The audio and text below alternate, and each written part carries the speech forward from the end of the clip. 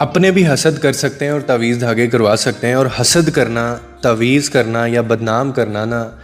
یہ گھٹیا لوگوں کی نشانی ہوتی ہے۔ اور کبھی آپ نے سوچا، میں آپ کو وجہ بتاتا ہوں کہ لوگ کیوں آپ کے خلاف جھوٹ بولتے ہیں، کیوں وہ تمہارے پیچھے زہر اگلتے ہیں، کیوں وہ آپ کے اوپر تعویذ دھاگے کرواتے ہیں، یا وہ آپ کو نظر لگاتے ہیں یا بدنام کرنے کی کوشش کرتے ہیں۔ اس کی صرف ایک ریزن ہے، اور وہ یہ ہے کہ وہ تمہارے مقام کو تسلیم کر چکے ہوتے ہیں، اور وہ یہ بھی جانتے ہیں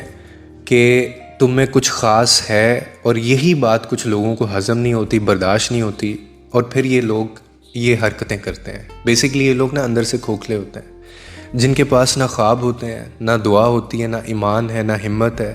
صرف اگر ہے تو حسد، نفرت، گھٹیا پن، اور یہ ساری چیزیں ان کے اندر جو ہے وہ مجبور کرتی ہیں ان کو حسد کرنے پہ، تعویذ دھاگے اور بدنام کرنے پہ، کیونکہ اندر سے یہ خالی ہیں، بالکل بے بس ہوتے ہیں یہ، جنہیں نہ اپنی محنت کے اوپر یقین ہوتا ہے، جنہیں نہ اپنے نصیب کے اوپر یقین ہوتا ہے، جنہیں نہ خدا پہ یقین ہوتا ہے۔ اسی لیے وہ دوسروں کو گرا کے آگے بڑھنا چاہتے ہیں، یہی ان کی لائف کی اپروچ ہے۔ لیکن میں آپ کو ایک بات بتاؤں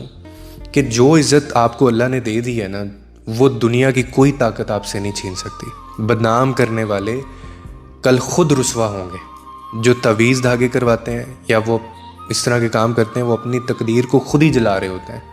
جو حسد کرتے ہیں وہ اپنی خوشیاں خود ہی دفن کر رہے ہوتے ہیں، اور ایسے لوگوں کا انجام میں نے زندگی میں اتنا برا ہوتے دیکھا ہے نا کہ آپ سوچ بھی نہیں سکتے۔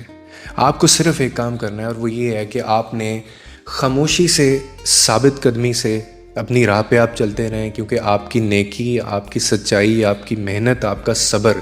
یہ ایک دن دنیا کے سامنے ضرور بولے گا، اور پھر اس دن آپ کا سر فخر سے اونچا ہوگا۔ کیونکہ یہ وہی دن ہے کہ جب ان کو شرمندگی ہوگی اپنے کیے کے اوپر، اور آپ کا فخر سے سر اونچا ہوگا۔ And that is why they attack your name, because they can't reach your level. آپ نے اگر ان کے اوپر دھیان دیا، آپ نے اگر ان کو کمپیٹ کیا، تو پھر آپ ہار جائیں گے۔ آپ بس اپنی محنت کے اوپر لگے رہیں، اور ایسے گھٹیا لوگوں کو یہ کام کر لینے دیں، اور بس اللہ اور اس کے کلام پہ یقین رکھیں۔